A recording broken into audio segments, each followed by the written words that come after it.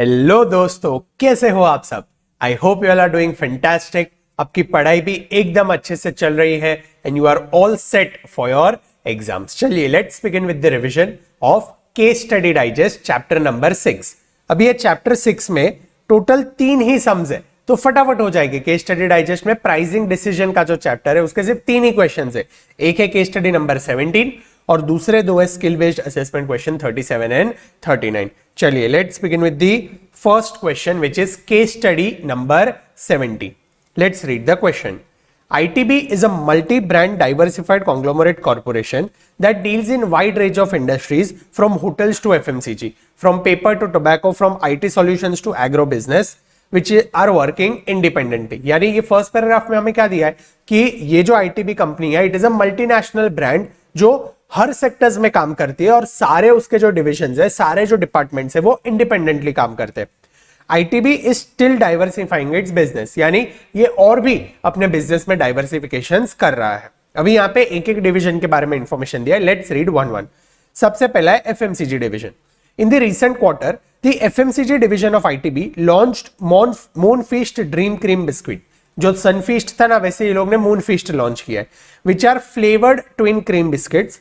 These biscuits are available in 2 different sizes of packing or prices, which is 5 rupees for 35 grams and 10 rupee pack for 80 grams. Division decided the price considering the cost it incurred and preferred margin।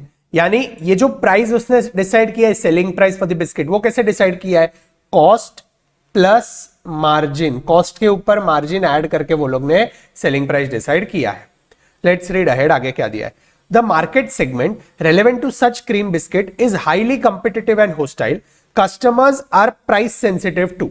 ये industry में customers price sensitive है, but the segment has turnover value of nearly 4.5 crore due to such recent quarter. यानी इन्होंने अच्छा turnover किया है।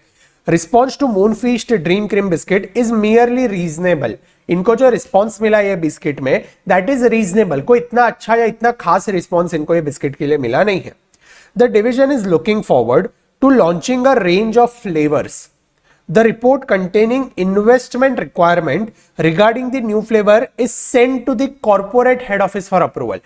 यानी FMCG division को खुद इन्वेस्टमेंट करने के परमिशंस नहीं है, उसको किससे परमिशन लेनी पड़ती है? हेड ऑफिस से, कॉर्पोरेट ऑफिस से।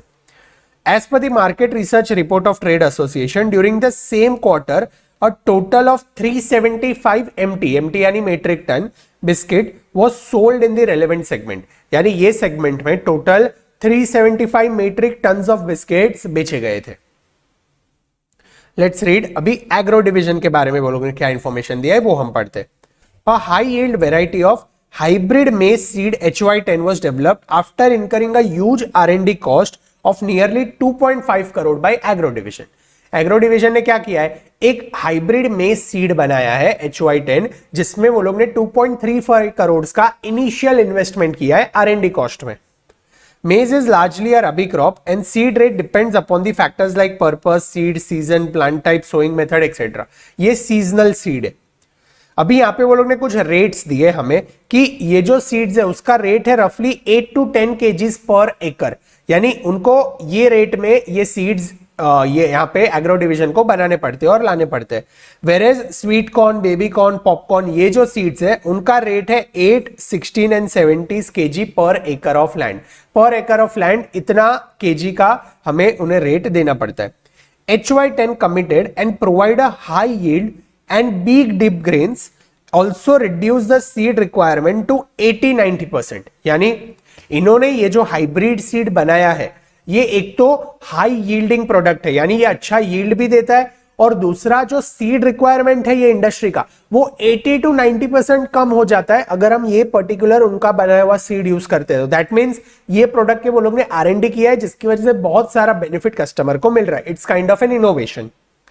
C55 was a prominent seller prior to launch of HY10 and its 4 kg packing was sold in the range of 1400 to 1500 rupees generally। यानी जब ये HY10 नहीं आया था तब तक C55 का मार्केट में सेलिंग हो रहा था। Other players are also working on developing this seed. यानी ये इनोवेशन एक बार ये ITB ने कर लिया, इसके बाद अभी दूसरे कंपटीटर्स देख के भी यहाँ पे एंटर हो रहे हैं। Agro division has lined up many such development projects which are duly approved by the divisional head. यानी ये डिपार्टमेंट में उन्हीं का डिविजन हेड क्या इन्वेस्टमेंट करना है वो अप्रूव करता है. इन्हें कॉर्पोरेट ऑफिस में इन्वेस्टमेंट अप्रूवल्स भेजने की जरूरत नहीं है, वहां से परमिशन लेने की जरूरत नहीं है. HY10 approved by the regulator and the government authorities 3 seasons ago and available for commercial sale thereafter in the market. यानी गवर्नमेंट का अप्रूवल लेके मार्केट में हम बेच सकेंगे. HY10 sold in the pack of 2, 10 and 25 kgs only. Figures pertaining to these 3 seasons are tabled below. यानी ये लोग ने गवर्नमेंट का अप्रूवल लेके 3 सीजन्स में ये HY10 का सेलिंग किया है और कितना सेल्स हुआ है उसका डिटेल्स वो लोग ने हमें यहाँ पे दिया है. First season, second season, third season. यहाँ पे वॉल्यूम्स ऑफ सेल जो है वो क्विंटल में है. 1 क्विंटल यानी कितना? 1 quintal is nothing but 100 kgs. 1 quintal is nothing but 100 kgs. और ऊपर FMCG सेक्टर में हमने मेट्रिक टन देखा था, तो 1 metric tonne is equal to 1000 kgs. ये सारी चीजें आपको याद रखनी पड़ेगी क्योंकि एग्जाम में अगर कोई और यूनिट्स में हमें डेटा दिया है तो we must be able to convert it into kgs and then solve the question. अभी तीसरा जो उनका इंडस्ट्री है जहां पे वो लोग ऑपरेट करते हैं that is hotels. Hotel industry में ऑपरेट करते हैं. ITB hotels are known for the state of art amenities and great hospitality. The occupancy rate ranges from 70 to 80% on an average. यानी 70 to 80% टाइम्स इनका occupancy रहता है, यानी hotels उतना full रहते हैं. But for the few metropolitan locations, occupancy touches 90 to 100%. यानी कोई मेट्रो सिटीज में इनकी ऑक्यूपेंसी 90 to 100% तक भी पहुंच जाती है. हॉटल्स कई बार कंप्लीटली फुल रहते हैं. ITB hotels follow a tariff policy wherein tariff is based upon the cost of living of individual cities wherein hotel is located. यानी जो सिटी में जितना ऑक्यूपेंसी हो रहा है वो हिसाब से ये होटल के रेट्स चेंज करते रहते हैं. And occupancy rate where the customer checks in. Dr. Angel Gupta, who is a regular guest of ITB in Mumbai due to his medical conferences, is surprised to see the variation between the tariff.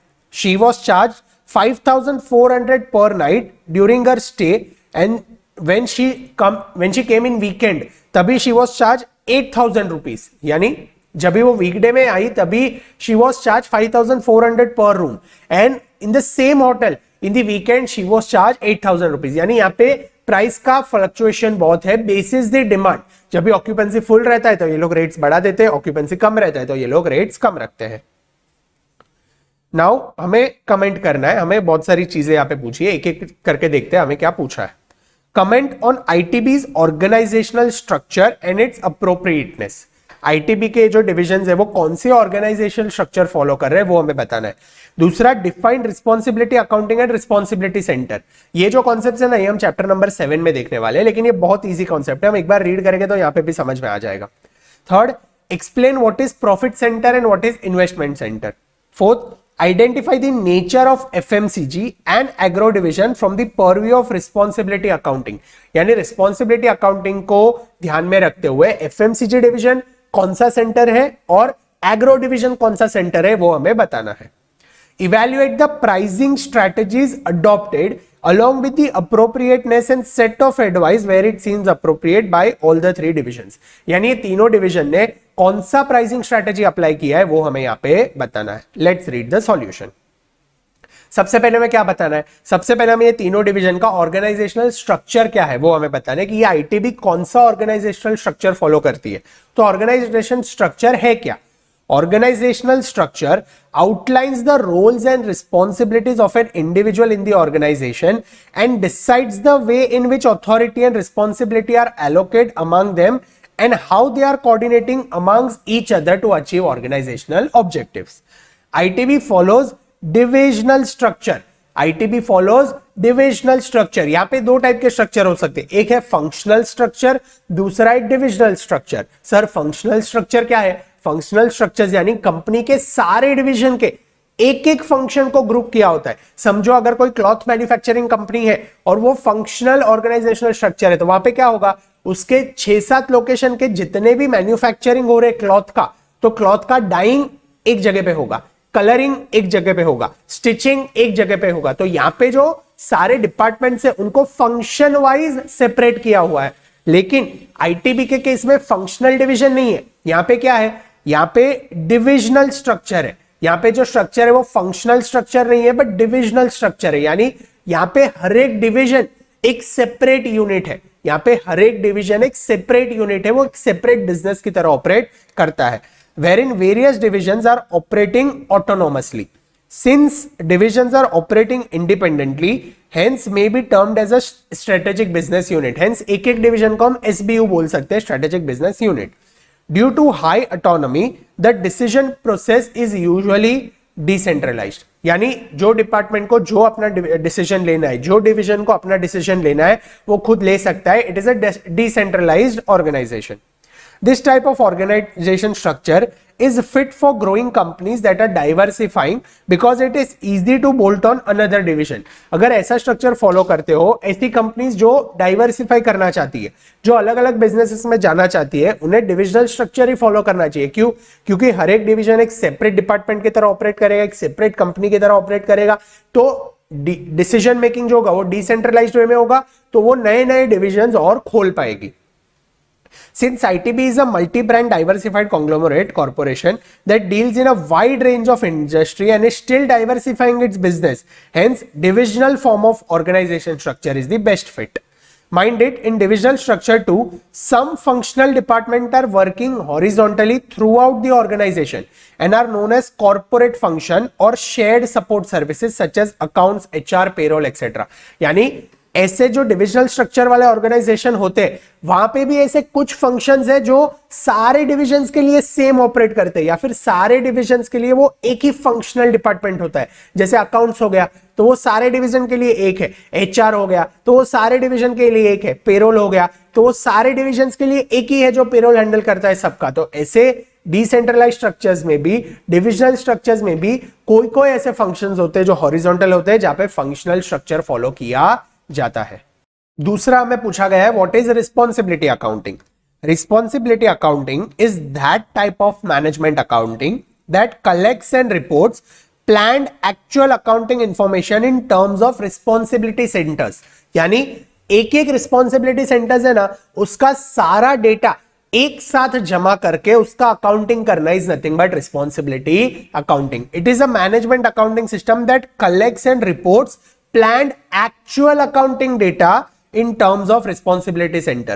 A responsibility center is a specific unit of the organization assigned to a manager who is held responsible for its operations and resources. The division can be designated as either cost center, profit center, revenue center or investment center depending upon the responsibility accounting assigned to that manager.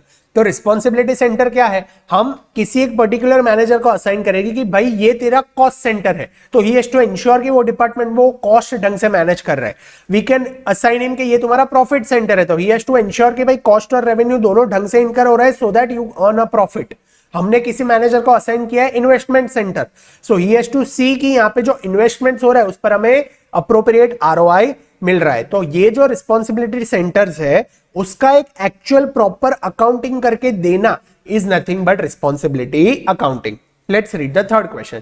Third question में हमें क्या पूछा था कि भाई profit centre क्या है वो समझाओ और इन्वेस्टमेंट सेंटर क्या है वो समझाओ. Wherein the manager of the division is accountable for cost and revenue of the division, it shall be categorised as profit centre. यानी जो सेंटर में हमने मैनेजर को कॉस्ट और रेवेन्यू दोनों का रिस्पॉन्सिबिलिटी दिया है उसे हम प्रॉफिट सेंटर टर्म करेंगे. वहां पे उसे क्या देखना पड़ेगा? Thus the performance of such division shall be measured in terms of difference between the revenue and cost, that is nothing but profit. Profit centre में क्या होगा? वो जो मैनेजर है वो रेवेन्यू और कॉस्ट दोनों को प्रॉपरली मैनेज करेगा ताकि हम प्रॉफिट कमा सके, प्रॉफिट हम मैक्सिमम अर्न कर सके. But wherein manager is additionally accountable for capital employed to categories as investment centre, जहां पे मैनेजर को ये रेवेन्यू और कॉस्ट के साथ साथ इन्वेस्टमेंट की भी रिस्पॉन्सिबिलिटी दी गई है. यानी हमने जितना कैपिटल एम्प्लॉयड किया है उस पर हमें रिक्वायर्ड आरओआई मिलना चाहिए, रिक्वायर्ड रिटर्न मिलना चाहिए. इसका रिस्पॉन्सिबिलिटी भी अगर मैनेजर के ऊपर है then it will be termed as investment centre. फिर वो उसे क्या टर्म करेंगे हम? Investment centre, not a profit centre. The performance of the investment center can be measured by appraising profit return in relation to investment base of the center. यानी यहां पे हम कैसे इवेल्युएट करेंगे कि इन्वेस्टमेंट सेंटर ढंग से काम कर रहा है या नहीं, हम इवेल्युएट करेंगे on the basis of return that he has generated on the capital employed. अभी यहाँ पे मेजर्स क्या क्या है, तो one could be ROI, one could be return on investment, then it can be EVA, economic value added. These are some prominent financial performance measures. Fourth question हमें क्या पूछा था कि हमें बताओ ये जो FMCG डिवीजन है और एग्रो डिवीजन है वो कौन से सेंटर्स है। So FMCG division is a profit centre. ये क्यों प्रॉफिट सेंटर है, because it's decide its own price as well as cost. वो खुद प्राइस डिसाइड करता है बिस्किट्स कितने में बेचने हैं, कितने में खरीदने। लेकिन जब भी इन्वेस्टमेंट की बारी आती है, जब भी उसे और नए प्रोडक्ट्स लॉन्च करने थे, तभी it had to take approval from the head office as it is mentioned in the case. यानी ये प्रॉफिट सेंटर है, इन्वेस्टमेंट सेंटर नहीं है। क्यों? क्योंकि इसे इन्वेस्टमेंट रिलेटेड डिसीजंस के लिए कॉर्पोरेट ऑफिस की परमिशन लेनी पड़ती थी। लेकिन जो एग्रो डिवीजन है, agro division is an investment centre. क्यों? Because it takes investment decisions on its own without intervention of the head office. Question में हमें दिया था कि डिविजनल हेड जो है वो ही डिसीजन लेता है एग्रो डिवीजन के इन्वेस्टमेंट के related. Hence agro division is an investment centre और FMCG division is a profit centre. फिर हमें पूछा था कि ये सारे डिविजन्स के प्राइसिंग स्ट्रेटेजीज ये लोग कौन से यूज करते हैं, वो इवेल्युएट करके हमें बताओ। सबसे पहला है FMCG division. FMCG division determines the price based on cost it incurred and desired margin. ये पहले अपना कॉस्ट देखता है, उसके ऊपर एक डिजायर्ड मार्जिन लगा के फिर सेलिंग प्राइस डिसाइड करता है। Hence pricing strategy adopted is cost plus margin method. ये कौन सा प्राइसिंग स्ट्रेटेजी फॉलो करता है FMCG division? Cost plus margin approach, यानी कॉस्ट डिसाइड करके ऊपर मार्जिन ऐड करके वो बेचता है। अभी यहाँ पे कॉन्सेप्ट इनसाइट हमें दिया है कि भाई ये कॉस्ट बेस्ड प्राइसिंग अप्रोच है, उसका थोड़ा इवैल्यूएशन करके दिया है। क्या दिया है? It is important to note that limitations of cost plus margin approach are as follows. एक तो it ignores the price charge by competitors. Competitor कितना चार्ज करता है वो हम नहीं देखते, हमारा कितना कॉस्ट है, ऊपर हमें कितना मार्कअप चाहिए, जो सेलिंग प्राइस आता है वो सेलिंग प्राइस पे हम बेचते हैं। It ignores the price which customer is ready to pay. Customer क्या आपने जो प्राइस डिसाइड किया है उतना पे करने के लिए रेडी है? अगर नहीं है तो वो हम यहाँ पे इग्नोर करते हैं। Enterprise is not looking towards cost control and management. यहाँ पे कॉस्ट कंट्रोल की कोई बात नहीं होती है, यहाँ पे आपका जितना कॉस्ट होता है उतना ले लो, उस पर एक मार्जिन ऐड करके सेलिंग प्राइस डिसाइड कर लो। FMCG division determines two different prices of Moonfish Dream Cream biscuit, 5 rupees for 35 grams and 10 rupees for 80 grams. Hence the price ranges from 125 to 142 per kg. ये लोग ने calculate किया है कि भाई अपना प्राइस पर केजी कितना आएगा। ये ग्राम्स को अगर आप मल्टीप्लाई करोगे केजीज में तो आपको ये आंसर आएगा। However, the average price in the market is only 120 per kg. अभी ये सर एवरेज प्राइस कैसे मिला? तो हमें क्वेश्चन में दिया था कि टोटल टर्नओवर ये इंडस्ट्री का है 4.5 करोड़ और टोटल इंडस्ट्री में 375 मेट्रिक टन का बिस्किट्स बिका था। 1 metric tonne is 1000 KGs, hence total 3,75,000 का केजी 3,75,000 केजीज का बिस्किट ये मार्केट में बिका है। Hence if we divide 4.5 crore by 375 kgs, we get answer as 120. तो यहाँ पे एवरेज मार्केट प्राइस इज 120 पर केजी। However, हमारा जो रेंज है प्राइस का that comes to 125 to 142. It is mentioned in the case that market segment relevant to such cream biscuit is highly competitive and hostile and customers are price sensitive. Question में ही दिया कि भाई customers एकदम price sensitive है, उनको अगर महंगा बेचा तो वो नहीं खरीदेंगे। Hence selling a product at a premium price which is more than the average price. Average price 120 आप 140 तक बेचते हो is not a good strategy to penetrate into the market and acquire the market share. This is the reason that Moonfish Dream Biscuits are doing merely reasonable. Question में दिया था कि biscuit का industry reasonably कमा रहा है, उसका reason क्या है? क्योंकि ये लोग बहुत हाई प्राइस चार्ज करते हैं, इंडस्ट्री एवरेज से ज्यादा चार्ज करते हैं, इसलिए इनका प्रोडक्ट इतना अच्छा मार्केट में परफॉर्म नहीं कर रहा है।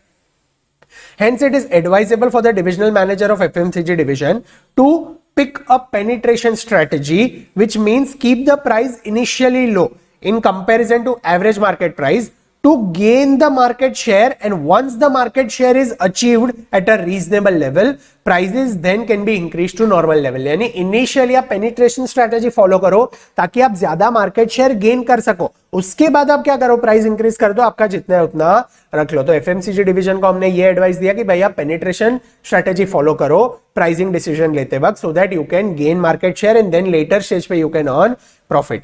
FMCG division can practice techniques like target costing, kaizen costing to bring the cost down to reduce the price and sell the product at a lower price than the market price. यानी अगर cost कम करना है, price कम करना है, तो हमें क्या करना पड़ेगा, ऐसे कॉस्टिंग टेक्निक्स अप्लाई करो जिससे आप प्राइस कम कर सको। दूसरा दिया है एग्रो डिवीजन। अभी एग्रो डिवीजन कौन सा प्राइसिंग स्ट्रेटेजी फॉलो करता है? The price charged by the agro division for HY10 during the 3 previous sessions are tabled below.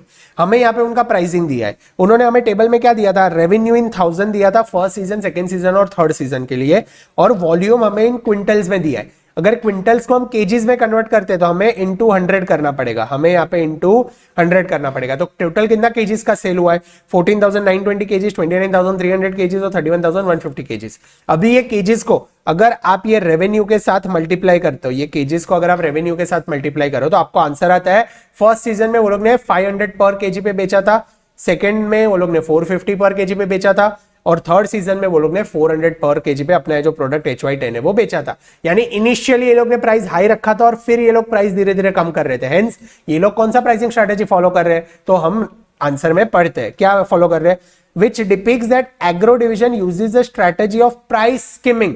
ये लोग स्किमिंग स्ट्रेटेजी फॉलो कर रहे हैं। स्किमिंग स्ट्रेटेजी यानी इनिशियली आप प्रीमियम प्राइस चार्ज करो ताकि आपका जो कॉस्ट है, कॉस्ट ऑफ प्रोडक्शन, ये लोग ने R&D में 2.5 करोड़ का खर्चा किया है, तो ये जो कॉस्ट ऑफ प्रोडक्शन है, ये अगर आप स्किमिंग प्राइसिंग चार्ज करते हो, इनिशियली प्रीमियम प्राइस चार्ज करते हो, तो वो कॉस्ट ऑफ प्रोडक्शन आपका रिकवर हो जाएगा। उसके बाद आप प्राइस कम करके मार्केट में बेच सकते हो। In case of HY10, because the prices were initially high and then continually declined thereafter, the price initially charged by HY10 was much more than the price range of 362 to 375 per kg that CP5 was charging. ये लोग ने हमें क्या दिया था question में कि वो 1400 to 1500 CP555 चार्ज कर रहा था, that was for 4 kgs। So 1 kg का अगर आप निकालते हो तो आपको आंसर आता है 362 to 375। हेंस इंडस्ट्री एवरेज है 300-350 रुपए का, लेकिन हम चार्ज कर रहे हैं 500 रुपया। That means we are charging premium, we are giving them a price skimming. हम लोग प्राइस स्किमिंग स्ट्रेटेजी फॉलो कर रहे हैं। Price skimming seems to be appropriate strategy for agro division because HY10 was developed after incurring a huge R&D cost of nearly 2.35 crores that need to be recovered in the few early years because some other players are also working on developing HY10। यानी थोड़े time के बाद दूसरे competitors भी market में आ जाएगा ऐसा इनोवेटिव प्रोडक्ट लेके। Once they develop this maize seed then ITB will not be able to charge the high price to recover R&D cost. एक बार कंपिटिटर्स मार्केट में आ जाएंगे फिर आप प्रीमियम प्राइस चार्ज नहीं कर पाओगे। तो अभी जितना प्रीमियम प्राइस चार्ज करते हो उतना कर लो और आपका जो कॉस्ट ऑफ प्रोडक्शन है R&D का वो रिकवर कर लो। Customer might not mind paying a higher price for HY10 because it is committed and actually provide a high yield and big deep grains and also reduce the seed requirement from 80 to 90%। यानी ये हमें benefit भी ज्यादा दे रहा है, high yield है, बड़े seeds है और 80 to 90% हमारा सीड रिक्वायरमेंट कम कर रहा है। हेंस कस्टमर्स एक बार प्रीमियम प्राइस पे करने के लिए भी थर्ड है होटल डिवीजन। अभी ये होटल डिवीजन कौन सा प्राइसिंग स्ट्रेटेजी फॉलो कर रहा है? The tariff charged bye ITB hotel is based on cost of living of individual cities and occupancy rate। यानी ये लोग कैसे चार्ज करते हैं, जैसे हम क्वेश्चन में कहा कि भाई ऑक्यूपेंसी रेट जैसा वो हिसाब से ये लोग चार्ज करते हैं। One of the factors that determine the price in case of ITB hotel is the occupancy rate. It means ITB considers the importance of capacity constraint, the practice of charging a higher price for the same product or service when the demand approaches the physical limit to the capacity to produce that product or service is known as peak load pricing। यानी जब भी आपको लग रहा है कि capacity कम हो रहा है, अभी थोड़े ही होटल्स के रूम बचे, तभी यू स्टार्ट चार्जिंग प्रीमियम। इसे हम क्या बोलते हैं? Peak load pricing. इसे हम क्या बोलते हैं? Peak load pricing. यानी जब जब we reach near to our capacity constraint that time you increase your price and charge more. The pricing strategy seems appropriate largely, but for regular guests like Gupta, it might be annoying. Peak load pricing on one hand generates high profit for ITB, at the same time it brings equilibrium in the demand and supply। अगर demand कम है, जिसे चाहिए वो तो लेने ही वाला है high price पे करके, तो ITB अगर ये पीक लोड प्राइसिंग फॉलो करता है तो it will give them more profit, जो अच्छा है बिजनेस के लिए। However, guests like Mr. Gupta who are a regular guest of ITB may not be happy with the differential pricing। कभी वो आता है 5400 पे करना पड़ता है, कभी सेम रूम के लिए 8000 पे करना पड़ता है। Hence ये जो पीक लोड फैक्टर है वो रेगुलर गेस्ट के लिए थोड़ा अनोइंग हो सकता है। The impact of peak load pricing will be more likely to be seen in those metropolitan cities where occupancy touches 90 to 100%। Peak load pricing कहां पे अप्लाई होगा? जहां पे 80 to 90% ऑक्यूपेंसी लोग अचीव कर लेते हैं, कभी कभी 100% ऑक्यूपेंसी तक पहुंच जाते हैं, तभी जब ये रूम्स कम बचे तभी ये लोग हाई प्राइस पे रूम्स देते हैं। तो यहाँ पे हमारा ये जो पूरा क्वेश्चन है, जहां पे हमने रिस्पॉन्सिबिलिटी सेंटर्स क्या है, रिस्पॉन्सिबिलिटी अकाउंटिंग क्या है, प्रॉफिट सेंटर, इन्वेस्टमेंट सेंटर क्या होता है, और इनके जो सारे डिविजन है वो कौन सा प्राइसिंग स्ट्रेटेजी फॉलो कर रहे हैं, वो सब कुछ हमने डिस्कस किया। तो यहां पे हमारा केस स्टडी नंबर 17 खत्म होता है। चलिए next question is skill based assessment question number 37। It is on profit maximisation model. ये केस स्टडी और उसके बाद वाला केस स्टडी दोनों प्रॉफिट मैक्सिमाइजेशन मॉडल पर ही है। अभी ये पहले जो 2 पैराग्राफ्स है ना, उसमें कुछ काम का नहीं। I will just tell you the story. ये एक हेल्थ केयर मैन्युफैक्चरिंग कंपनी है, जाइटस लिमिटेड, और ये लीडिंग मैन्युफैक्चरिंग कंपनी है। ये एक ड्रग बनाता है Rifim, which is used to treat contagious disease called TBs, और इनके पास ये ड्रग का पेटेंट है, लेकिन अभी उनका पेटेंट एक्सपायर होने को आया है, and there are competitors who will start making this drug using the same chemicals and components and will sell in the market as other name. Since अभी कंपटीशन बढ़ने वाला है, this company is reviewing its pricing policy considering the market change and other threats. अभी let's read, हमें क्या data दिया है। The market research of Refim indicates that every ₹4 decrease in price, demand would expected to be increased by 8,000 batches, with maximum demand of Refim being 1 million batches. यहाँ पे price maximisation model में कुछ formulas थे, कुछ denominations थे जो हम देखते थे। क्या थे? ए क्या है? A is nothing but the price where our demand is 0। A is the price जहां पे हमारा डिमांड 0 है। एट दिस प्राइस एक भी यूनिट नहीं बिकेगा। What is B? B is nothing but slope of the demand curve, which is represented by change in price upon change in quantity, या फिर change in price upon change in demand। यानी कितने से price अगर change होता है तो per unit demand change होगा। That is nothing but B। P यानी प्राइस, प्राइस का फॉर्मूला क्या था? A minus BQ। और मार्जिनल रेवेन्यू का फॉर्मूला क्या था? A minus 2BQ। सर इसके लॉजिक्स क्या है? तो इसके लॉजिक्स मैंने ये चैप्टर के कॉन्सेप्ट वीडियो में डिस्कस किए हैं, तो आप वो कॉन्सेप्ट वीडियो एक बार देख लो। स्टार्टिंग में 10 मिनट्स में we have discussed all the logics of this, तो आपको समझ में आ जाएगा। फिर आप यहाँ पे आके ये क्वेश्चन सॉल्व करने।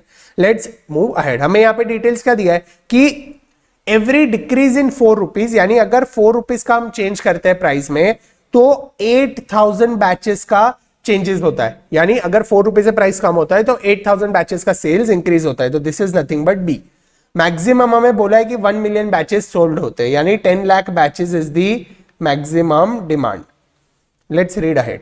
Each batch of Rifim is currently made using chemical salts. अभी क्या यूज करके ये रिफिम बनाते वो दिया है। सॉल्ट 367.5 ग्राम्स लगता है एट 0.8 पर ग्राम। सॉल्ट वाइव जो है वो 301.5 ग्राम रखता है एट 0.4 पर ग्राम। ये डिटेल्स क्यों दिया है? To calculate the variable cost, marginal cost. Each batch of Refim requires 30 minutes of machine time to make, and the variable running cost for the machine time is 40 per hour। यानी एक रिफिम बनाने के लिए machine का variable cost कितना है? 30 minutes, और machine का पर आवर वेरिएबल कॉस्ट कितना है? 40 रुपीज। तो 30 मिनट्स के लिए कितना होगा? This will come to 20 rupees. ठीक है।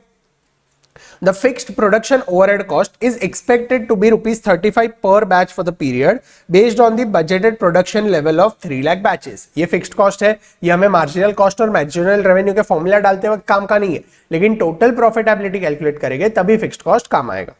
The skilled workforce who has been actually working on Refim until now are being shifted into production of Zydus company's new antiviral drug। यानी कहीं और से हमें लेबर लेना पड़ेगा for viral disease 19, which cost millions of rupees to develop. Zydus has obtained a patent for this revolutionary drug, and it is expected to save millions of lives across the world. The launch of this drug is excitedly anticipated all over the world, while its demand is unknown and no other similar specific drug exists. Thus, the average labor cost of outsourcing for each batch of Refim is 38.6. Since हम हमारा जो labour है वो नए drug में use कर रहे हैं, रिफिम के लिए हमें जहां से लेबर लेना पड़ेगा उसका कॉस्ट होगा 38.6। The management of Zydus considers that pricing decision of Refim should be based on each batch. Calculate the optimum profit maximizing selling price for Refim and the resulting annual profit which Zydus will make by charging that price। यानी हमें क्या find करना है? We have to find that level of selling price where the profit is maximum। We have to find that level of selling price where profit is maximum. Sir ऐसा कौन सा level है जहां पे प्रॉफिट मैक्सिमम होता है? तो level where marginal cost is equal to marginal revenue, जहां पे मार्जिनल कॉस्ट और मार्जिनल रेवेन्यू इक्वल होता है वो लेवल पे प्रॉफिट मैक्सिमम होता है. नेक्स्ट हमें क्या पूछा है? Recommend the pricing strategy for launching new arrival of drug. नया अगर कोई ड्रग आ रहा है जो मार्केट में नहीं है तो उसके लिए हम कौन सा प्राइसिंग अप्लाई कर सकते हैं वो हमें बताओ. पहले हम प्रॉफिट मैक्सिमाइज कभी होगा वो सेलिंग प्राइस का लेवल ढूंढ लेते हैं. यहां पे हमें दिया है B is nothing but change in price upon change in quantity, जो मैंने आपको डिस्कस किया, that is 4 divided by 8000 which comes to 0.0005. यहां पे एग्जाम में याद रखना चेंज इन प्राइस न्यूमरेटर में है, चेंज इन डिमांड डिनोमिनेटर है. कई बार स्टूडेंट्स क्या सोचते हैं कि 8000 बड़ा है और 4 कम है तो बड़े को हम न्यूमरेटर में ले लेते हैं, छोटा नंबर डिनोमिनेटर में ले लेते हैं तो हमें होल नंबर में आंसर आएगा. लेकिन ऐसे मत करना. न्यूमरेटर में क्या है? Change in price. डिनोमिनेटर में क्या है? चेंज इन क्वांटिटी या फिर चेंज इन डिमांड. तो ये ध्यान रखना. The maximum demand for Rifim is 10 lakh units. ठीक है, वो लोग ने बोला है 1 million batches is the maximum that they can sell. यहाँ पे यूनिट्स नहीं आएगा, यहाँ पे बैचेस आएगा. वो लोग ने क्वेश्चन में मिस्टेक किया है. So where P is equal to 0, Q is 10 lakh, यानी मैक्सिमम हम 10 लाख बेच सकते हैं. तो 10th लाख बैच कभी बिकेगा? 10th लाख के ऊपर तो बैच ही नहीं बिकेगा. तो what they have assumed here कि जब भी 10 लाख बैच बिक जाएंगे, quantity will be 10 lakh batches, तभी प्राइस विल बी 0. यानी at this level no one will pay us to buy additional batch of this refim. Hence they have assumed कि जब भी 10 लाख क्वांटिटी का सेल होगा तभी प्राइस 0 हो जाएगा. जब भी 10 लाख क्वांटिटी का सेल होगा तभी प्राइस 0 हो जाएगा. फिर अगर आप प्राइस 4 रुपीज से कम करते हो तो 8000 बैचेस और बिकेंगे. फिर और 4 रुपीज से प्राइस कम करते हो तो और 8000 बैचेस बिकेंगे. तो eight 10 lakh batches price is 0. So A is established by substituting these values in P and Q of the demand function. P का फॉर्मूला क्या था? हमने देखा था P is equal to A minus BQ. B हमारे पास है, A हमें ढूंढना है, P हमारे पास है, Q हमारे पास है. तो यहाँ पे वो लोग ने लिखा है 0 is equal to A minus 0.5 into 10 lakh. Hence हमें A मिलता है 500. यानी if we are selling the product at 500 rupees, then our demand will be 0. If we are selling the product at 500 rupees, our demand will be 0. तो वो लोग ने यहाँ पे assume क्या किया? मैक्सिमम डिमांड 10 lakhs है. Hence जब भी हम 10 लाख यूनिट्स बेचते हैं तो उसके बाद हमें कुछ भी प्राइस नहीं मिलेगा, क्योंकि उसके ऊपर वाला जो बैच है वो एक भी रुपए में नहीं बिकेगा. Hence they have assumed that at 10 lakh batch the price will be 0. At 10 lakh batch the price will be 0. उसके ऊपर कुछ भी नहीं बिकेगा. वो assumption लेके वो लोग ने यहाँ पे कैलकुलेट किया तो हमें प्राइस मिला 500, which indicates that at 500 rupees not a single batch will be sold. अभी अगर आप 500 से 4 रुपीज कम करो तो 8000 बैचेस बिकेंगे, और 4 रुपये कम करो तो और 8000 बैचेस बिकेंगे. वैसे it will continue. Hence the demand function is P is equal to 500 minus 0.0005 Q. यानी अभी हमें जो ढूंढना है P और हमें ढूंढना है marginal revenue versus marginal cost. जो प्राइस हमें ढूंढना है, the selling price where the profit is maximum, उसका फंक्शन क्या होगा? A minus B Q. A है 500 वेयर डिमांड इज 0, B हमें पता था 0.005 और Q जो है उसे हमें ढूंढना है. ठीक है, तो this is nothing but what we call price का फंक्शन. अभी हमें कॉस्ट कैलकुलेट करना पड़ेगा क्योंकि हमें इक्वेट करना है marginal cost is equal to marginal revenue. तो वो कैसे ढूंढेंगे? तो सॉल्ट एक्स का कॉस्ट होगा 367.5 into 0.08, सॉल्ट वाई का कॉस्ट होगा 301.5 into 0.4, लेबर का कॉस्ट होगा वो लोग ने दिया है 38.60 और मशीन रनिंग का कॉस्ट कितना होगा हमने देखा था 20 rupees. Hence total marginal cost is 208.6. अभी वो लोग ने ये जो मार्जिनल रेवेन्यू का फंक्शन है MR, that is marginal revenue is equal to A minus 2BQ, इसको वो लोग ने इक्वेट किया है मार्जिनल कॉस्ट के साथ. मार्जिनल कॉस्ट कितना है? 208.60. तो अगर आप ये इक्वेशन सॉल्व करते हो तो आपको क्या आंसर मिलेगा? 208.60 is equal to 500 minus 2 into 0.0005 Q. अगर आप ये इक्वेशन को सॉल्व करते हो तो आपको आंसर आता है 291,400 बैचेस. यानी while you are selling 2,91,400 batches, your profit will be maximum. Your profit will be maximum. Your profit will be maximum. At this level, your profit will be maximum because at this level, your marginal cost is equal to marginal revenue. अगर हमें optimum price ढूंढना है तो वो कैसे ढूंढेंगे? तो ये इक्वेशन में डाल दो, P is equal to 500 minus 0.0005 into 291 400. 290 400 is the optimum quantity. वो प्राइस के फंक्शन में आप डाल दो तो आपको प्राइस मिलेगा 354.30. Hence 354.30 is the ideal selling price where your profit will be maximum. अभी हमें क्या करना है? प्रॉफिट कैलकुलेट करना है. कैसे करेंगे? तो total revenue is 291,400 batches into 354.3. Hence our total revenue will be 10,32,43,020. फिर वेरिएबल कॉस्ट हमने ऊपर कैलकुलेट किया 208.60, उसको नंबर ऑफ यूनिट्स के साथ, नंबर ऑफ बैचेस के साथ मल्टीप्लाई कर दो तो आपको वेरिएबल कॉस्ट मिल जाएगा. फिक्स्ड कॉस्ट हमें दिया था 3 लाख बैचेस के लिए 35 है, वो लोग ने अपॉर्शन वैसे किया था 35 rupees for normal capacity of 3 lakh batches. So 3 lakh into 35 कर दो तो आपको वेरिएबल कॉस्ट मिल जाएगा और वो सारे डिडक्ट करो तो आपको प्रॉफिट मिलेगा. Hence the maximum profit that this Zydus Limited can earn that is 3,19,56,000 what we call 980. ठीक है, समझा question? I hope it is easy. मैं और एक बार अज्यूम करता हूं, और एक बार मैं रिपीट कर देता हूं. वो लोग ने क्वेश्चन स्टार्ट कैसे किया? क्वेश्चन में दिया था 10 lakh is their maximum sales. तो वो लोग ने क्या अज्यूम किया कि 10 लाख बैचेस के ऊपर अगर हम कुछ भी बेचते हैं तो उसका प्राइस 0 होगा. Hence at 10 lakh batches the price will be 0.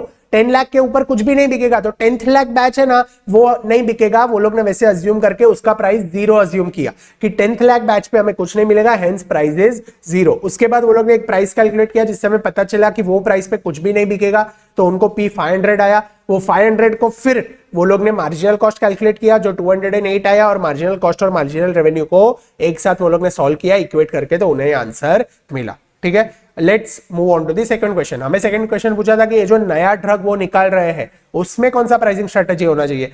तो firms often use different pricing strategies when products are first launch into the market. हमने कॉन्सेप्ट वीडियो में देखा था अगर नया प्रोडक्ट मार्केट में आता है तो there are 2 types of strategies that they can apply. There are 2 types of strategies. कौन से 2 स्ट्रेटजीज है? एक है प्राइस स्किमिंग स्ट्रेटजी, यानी पहले प्रीमियम प्राइस पे बेचो और फिर धीरे धीरे कॉस्ट कम करो so that you can recover your cost of production. या फिर पेनिट्रेशन प्राइसिंग, मार्केट शेयर आपको गेन करना है, मार्केट में पेनिट्रेट करना है तो initially sell at a very low cost so that you can gain the market share.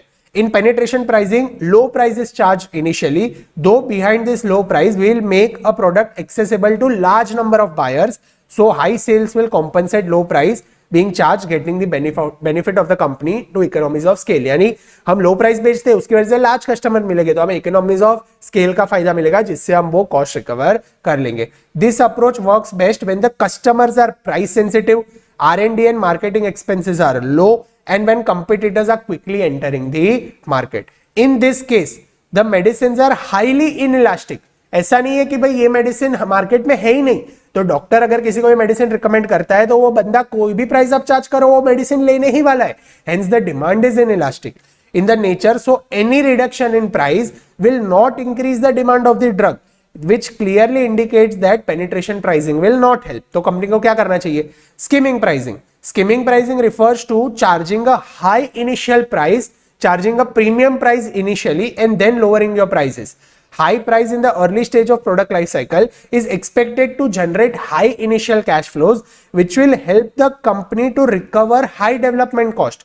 This would enable the company to take advantage of this unique nature of the product. Market में अभी competitors नहीं है तो आप premium price charge करो तो initially आपका product unique है तो आपको सारा कॉस्ट ऑफ प्रोडक्शन रिकवर करने मिल जाएगा. In the present case the uniqueness of this nature of drug and entry barrier for the competitors, hence और एंट्री बैरियर से कंपटीटर्स क्योंकि it requires huge capital investment and considering the market skimming pricing strategy would be more favourable pricing strategy. However this strategy only work as long as the drug is protected by the patent.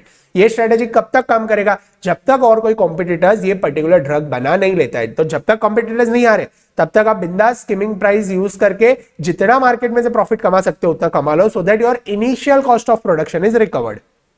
In addition, a drug firm is required to consider the expected reaction from the national price controllers, who in turn may be influenced by political factors and public opinion.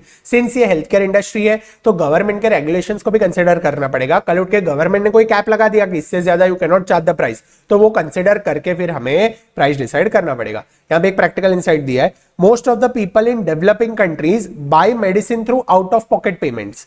high prices of medicine might force people to forego the treatment or go into debt. As a result, the price of medicine may be regulated by the health organizations or agency.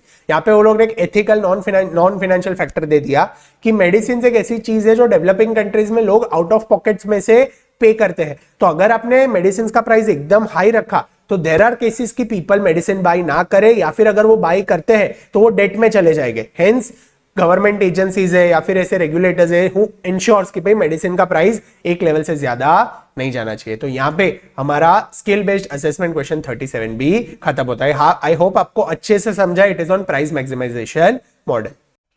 चलिए, next question is skill based assessment question number 39. It is on profit maximization model and pricing strategy. एकदम easy question है, फटाफट हो जाएगा. Zinc, a brand of Zinc Pen and Plastic Limited, is a household name for stationery products.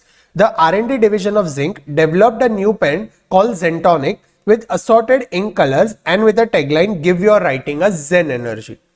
Zinc has used market research studies to determine that price of ₹40 is charged for the pen. Demand will be nil. यानी at 40 rupees demand will be 0. तो ये हमारा क्या होगा? This is nothing but A is what 40 rupees. It has also established that demand will rise or fall by 2000 units for every ₹1 or fall in the selling price. यानी 1 रुपी का अगर हम decrease करते हैं तो 2000 से डिमांड बढ़ जाएगा. तो हमारा बी क्या आएगा? Our B will be 1 divided by 2000. The further information is also available in the annexure as a result of the studies. ठीक है. The board member in the presence of functional heads of ZPPL are discussing the different pricing strategy that can be adopted in the context of Zeptonic. ये लोग सोच रहे हैं भी कौन सा प्राइसिंग स्ट्रेटेजी हम अप्लाई कर सकते हैं. नया प्रोडक्ट है, कौन से प्राइसिंग स्ट्रेटेजी हो सकता है? Either it can be skimming pricing or it can be penetration. तो ये लोग यहाँ पे झगड़ रहे. Let's see कैसे झगड़ रहे. Decision is clearly visible between the market head and the finance head.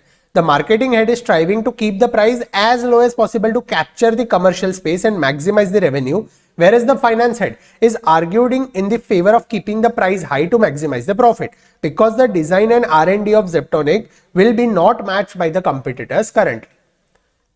The distinct parameters of performance-linked pay seem to be a major reason for contradiction between the two functional heads. Board members consider both the thoughts and instruct you to drive at the price. एक बंदा बोल रहा है कि skimming price रखो, दूसरा बोल रहा है पेनिट्रेशन रखो. तो हमें हायर किया है बताने के लिए भाई कौन सा प्राइसिंग स्ट्रेटेजी हमें ये प्रोडक्ट के लिए रखना चाहिए. ZPPL diversifies itself into online learning space and starts a web platform called Zenzik, which offers quality videos for competitive and professional exams like JEE, NEET, UPSC, KVPY, etc. In order to attract the viewer, Zenzik offers few lectures of fundamental concepts of the curriculum after registration at the website without any cost. यानी ये Zenzik क्या करता है? ये professional courses के लिए concept videos बनाता है और इनिशियली अगर आप रजिस्टर करते हो तो थोड़े फंडामेंटल कॉन्सेप्ट वीडियो आपको फ्री में देता है without any cost. But for complete access candidates need to have a paid account. हमें क्वेश्चन में क्या पूछा है? Required calculate the unit selling price of Zeptonic that will maximize revenue and profit. ऐसा कौन सा प्राइस लेवल है जहां पे प्रॉफिट मैक्सिमम होगा? एग्जाम में अगर आपको क्वेश्चन आता है कि सेलिंग प्राइस बताओ जिससे प्रॉफिट मैक्सिमम होगा, then you have to always apply क्या? Profit maximisation model. You have to equate marginal cost and marginal revenue. Marginal revenue का फॉर्मूला है A-2BQ और फिर उसको प्राइस के फॉर्मूला में डाल के A-BQ में डाल के आपको जो प्राइस आता है वो मिलेगा. ठीक है, तो ऐसे ही आपको सॉल्व करना है जब भी प्रॉफिट मैक्सिमम करना हो तभी. दूसरा में क्या पूछा है? Elucidate the pricing strategy advocated by marketing head and finance head for Zeptonic and pricing strategy to be adopted by Zenzik. यानी ये दोनों प्रोडक्ट्स के लिए हमें कौन सा प्राइसिंग स्ट्रेटेजी अप्लाई करना चाहिए या फिर कौन सा ये लोग ने अप्लाई किया है वो हमें बताओ. अभी यहां पे हमें ना एक ग्राफ दिया है. ये ग्राफ में क्या दिया है समझते हैं. ये जो लाइन है ना, दिस इज डिमांड. तो यहाँ पे 0 है, 10,000, 20,000, 30,000, 40,000, 50,000, ये डिमांड है. ये जो ऊपर वाला लाइन, दिस इज सेल्स का लाइन. और ये जो नीचे वाला लाइन है, दिस इज कंट्रीब्यूशन का लाइन. तो यहाँ पे हमें क्या दिख रहा है कि हमारा जो सेल्स है वो ये पॉइंट में मैक्सिमम है और हमारा कंट्रीब्यूशन जो है वो ये पॉइंट पे मैक्सिमम है. और वो लोग ने हमें वैल्यूज दिया है कि at 40,000 units your sales is maximum, which is 8 lakh rupees, and at 34,000 units your contribution is maximum, which is 5,78,000 rupees. उसके बाद आप देखो तो ग्राफ नीचे गिर रहा है, ठीक है। तो now let's solve this question, ये दोनों डिटेल्स को ध्यान में रखते हुए। यानी यहाँ पे हम लोग ने, ये लोग ने क्या दिया, हमें मैक्सिमम डिमांड दे दिया कि भाई ये लेवल पे, ये डिमांड के लेवल पे your contribution is maximum and ये डिमांड के लेवल पे योर सेल्स इज मैक्सिमम। अभी लेट्स रीड द सॉल्यूशन।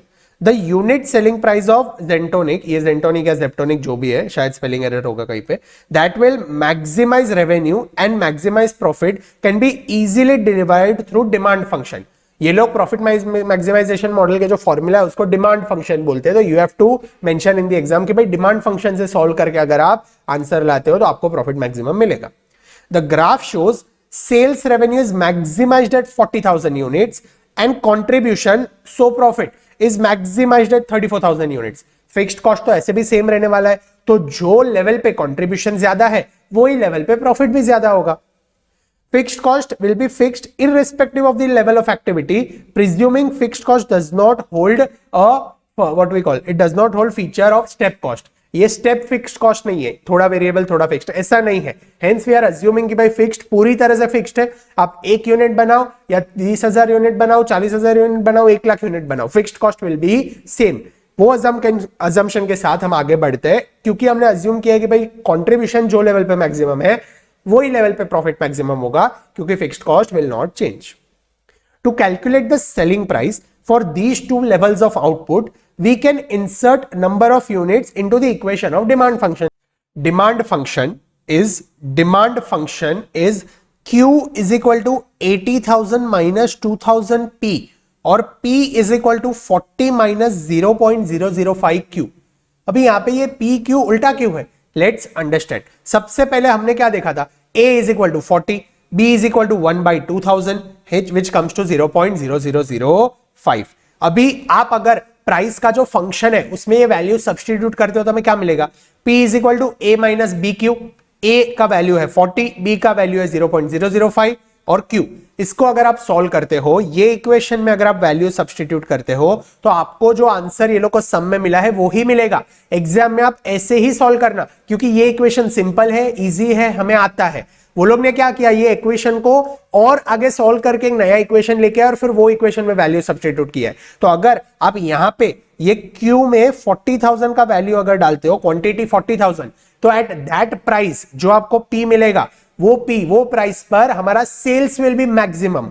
और अगर आप ये Q में 34,000 सब्स्टिट्यूट करते हो तो it is that level where your profit is maximum और योर कंट्रीब्यूशन इज मैक्सिमम। ठीक है, तो आप यही इक्वेशन सॉल्व करना। अभी वो लोग ने क्या किया, तो वो लोग ने क्या किया, P is equal to 40 minus 1/2000 Q कर लिया, 0.005 को न्यूमरेटर और डिनोमिनेटर में लिख लिया। Then they multiplied 2000 to LHS and RHS। वो लोग ने दोनों बाजू 2000 मल्टीप्लाई किया, तो they got 2000 P minus 80,000 minus Q। 2000 P equal to 80,000 minus Q, और अभी उन्हें रिपोजिशन करके उन्हें मिला Q is equal to 80,000 minus 2000 P। तो वो लोग ने जो एब्सोल्यूट नंबर्स में उनको चाहिए था, डेसिमल नहीं चाहिए था, इसलिए उन्होंने ऐसे इक्वेशन सॉल्व किया। तो you can either use this equation or you can use this equation, आपको आंसर सेम मिलेगा। ठीक है, अभी लेट्स रीड वो लोग ने क्या दिया है। वो लोग के दो इक्वेशन है, Q is equal to 80,000 minus 2000 P और P is equal to 40 minus 0.0005 Q। हमें P is equal to 40 minus 0.005 Q easy लग रहा है, तो वो उसी से सॉल्व करना, आपको आंसर बराबर आएगा। Whereas P represents selling price and Q represent level of output. Revenue will be maximum when selling price will be 20. अब ये 20 कैसे आया, तो अगर आप 40,000 यूनिट से इक्वेशन में डालते हो तो आपको P का वैल्यू मिलता है 20। तो at 20 rupees your selling price will be maximum, और प्रॉफिट का भी मैक्सिमम होगा। Profit will be maximum when selling price is 23। ये 23 कैसे आया, अगर आप ये इक्वेशन में 34,000 यूनिट्स डालते हो तो you will get maximum profit which is at price 23 rupees. Sir 34,000 क्यों डाला, तो यहां पे हमें ग्राफ में दिया है कि at 34,000 units your contribution will be maximum, और हमने क्या असम्पशन लिया है कि fixed cost will be same. तो जो लेवल पे कंट्रीब्यूशन ज्यादा है और फिक्स्ड कॉस्ट सेम है तो प्रॉफिट भी वही लेवल पे सबसे ज्यादा होगा ना। हेंस यहाँ पे हम MC इक्वल टू MR यानी marginal cost is equal to marginal revenue नहीं कर रहे, पर ये प्राइस के इक्वेशन में ग्राफ का वैल्यूज यूज करके सॉल्व करते। Hence at 34,000 units our profit will be maximum, ये इक्वेशन में आप 34,000 डाल दो तो आपको आंसर मिलेगा 23. Hence at selling price of 23 our profit will be maximum. Accordingly, sales revenue at profit maximization level would be 7,82,000. 23 into 34,000 units. And expected profit at this level is already given at 578. वो लोग ने यहाँ पे graph में दिया है कि ये लेवल पे हमारा कंट्रीब्यूशन विल बी 5,78,000. तो हमारे पास अगर यहाँ पे सेल्स रेवेन्यू का फिगर है, हमारे यहाँ पे कंट्रीब्यूशन का फिगर है, तो वेरिएबल कॉस्ट वो दोनों का डिफरेंस है. Hence variable cost will B 2,04,000, that is 6 per unit. ये काम का नहीं था बट हमने कैलकुलेट कर दिया क्योंकि वो लोग ने किया है. दूसरा में क्या पूछा है कि भाई ये जेप्टोनिक और ये जो जेंजिक, ये दो लोग ने प्रोडक्ट्स बनाए हैं, इसमें वो लोग ने कौन से प्राइसिंग स्ट्रेटेजीज अप्लाई की है. तो हमें पता ही था पहले, ये जो मार्केटिंग हेड है वो क्या बोल रहा है, he is striving to keep the price low as possible to capture the market and maximizes revenue. The pricing strategy advocated by him is penetration pricing. It includes setting the price low with the goals of attracting customers and gaining the market share. The price will be raised later once we have gained the market share. Finance head क्या सोच रहा है? Finance head argued in favor of keeping the price high to maximize the profit because design of R&D of Zeptonic will not be matched by the competitors. वो ऐसे view में है कि भाई ये डिजाइन competitors कॉपी नहीं कर पाएंगे. Hence we can keep a premium price. The pricing strategy advocated by him is price skimming. Under the price skimming, high prices are set when the new product is launched so that fewer sales are needed to break even and it reimburses the cost of investment of original research into the product. यानी अगर हम skimming pricing use करते हैं तो कम units बेचने पर हम break even हो जाते हैं क्योंकि हमारा कॉस्ट ऑफ प्रोडक्शन जल्दी रिकवर हो जाता है. Since it involves selling a product at a high price, sacrificing high sales to gain a high profit, it therefore called skimming the market. Price skimming नाम कैसे पड़ा? क्योंकि हम इनिशियली मार्केट की जो क्रीम है, जो क्रीम क्राउड है, जो प्राइस इनसेंसिटिव क्राउड है, उन्हें स्किम करते. We are skimming the cream of the market, hence price skimming नाम पड़ा. Price drop to increase the demand once the customer who are willing to pay us more have been skimmed off. यानी price लो कर दो जब भी price incentive customers market में खत्म हो जाएंगे. तो marketing head penetration pricing follow कर रहा है और फाइनेंस हेड बोल रहा है कि प्राइस स्किमिंग फॉलो करो. दोनों अपने लेवल पे करेक्ट है, दोनों के अपने जेन्युइन रीजन है. The pricing strategy adopted by Zenzik is freemium. The pricing strategy adopted by Zenzik is freemium. Online ये जो कोर्स बेच रहा है उसने कौन सा प्राइसिंग स्ट्रेटेजी डिप्लॉय किया है? फ्रीमियम. फ्रीमियम का मतलब क्या है? It is a business model comprising of two words, free and premium. Free and premium. Freemium is a revenue model that works by offering a product or service free of charge, typically digital offering such as software, while charging a premium for advanced feature, functionality और related product. यानी initially कुछ features free में देता है and then additional features चाहिए तो premium price लेता है. वो मॉडल को हम बोलते हैं फ्रीमियम मॉडल. तो यहाँ पे हमारा केस स्टडी डाइजेस्ट का स्किल बेस्ड असेसमेंट क्वेश्चन 39 भी खत्म होता है. होप आपको अच्छे से ये पूरा चैप्टर समझ में आया हो. तीन ही क्वेश्चंस थे, दोनों price maximization, profit maximisation model पे थे, तो वो हमने अच्छे से सॉल्व किया और एक केस स्टडी जो था वो प्राइसिंग स्ट्रेटेजीज कवर करता था. ठीक है, तो आई होप आपको ये अच्छे से समझ में आया है. आपकी पढ़ाई एकदम अच्छे से चल रही है. You are full focused in your studies. ठीक है, तो अच्छे से पढ़ाई करते रहना, टाइमली पानी पीते रहना, stay hydrated. It will help to energize your brain और आप अच्छे से पढ़ पाओगे. साथ साथ में हेल्दी खाना खाना, जंक फूड मत खाना. जंक फूड से नींद आती है तो पढ़ाई में प्रोडक्टिविटी नहीं रहती है. तो खाते वक्त यू कैन ईट फ्रूट्स, पढ़ते वक्त you can eat fruits, you can eat dry fruits, या फिर chana and gur is a very healthy snack, वो आप खा सकते हो, या फिर सिंग चना आप खा सकते हो. तो ऐसे फूड्स के आप पढ़ते वक्त भी खा सकते हो, ये आपको नींद भी नहीं देंगे और पढ़ते वक्त आपको वो जो आदत है मंचिंग का वो भी हो जाएगा और अच्छे से आप पढ़ाई में फोकस भी कर पाओगे. और रात को जब भी आप सोने जाते हो तो take a healthy sleep of 7 to 8 hours. ऐसा नहीं होना चाहिए कि भाई आप 4-5 आवर्स में पढ़ के 4-5 आवर्स ही सो के तुरंत पढ़ने बैठ जाते हो. इससे आपके पढ़ाई में भी अफेक्ट होगा. अगर आपको 8 आवर्स नहीं सोना है तो at least 6 to 7 hours of sleep is very necessary. ठीक है, तो उतना स्लीप लेना, हाइड्रेटेड रहना, अच्छा हेल्दी फूड खाना और खुश होकर पढ़ाई करना. अगर आप खुश रह के पढ़ाई करते हो तो जरूर आप एक दिन सीए बनोगे और आपके रिजल्ट्स में अगर वो खुशी से पढ़ाई कर रहे हो तो वो मार्क्स इंक्रीज भी रिफ्लेक्ट होगा. ठीक है, तो मिलते हैं अगले वीडियो में. तब तक के लिए keep smiling, be happy, keep studying, stay motivated. Bye bye.